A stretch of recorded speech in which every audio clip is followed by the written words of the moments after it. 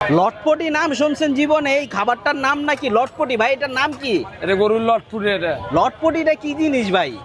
লটপুরি গরুর ছাট মাংস দিয়ে। ও একটু দেখান তো ভাই কি কি আছে এটার মধ্যে। আর যে ছাট মাংস।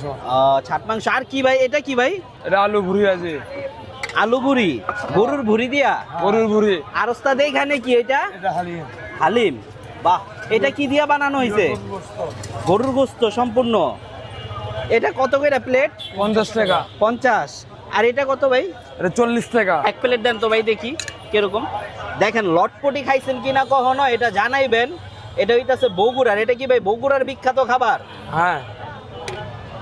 গরুর লটপটি দেখেন। আর এটা এক প্লেট দেন ভাই। এটা কত প্লেট? 50 টাকা। এটা এক প্লেট দেন ভাই।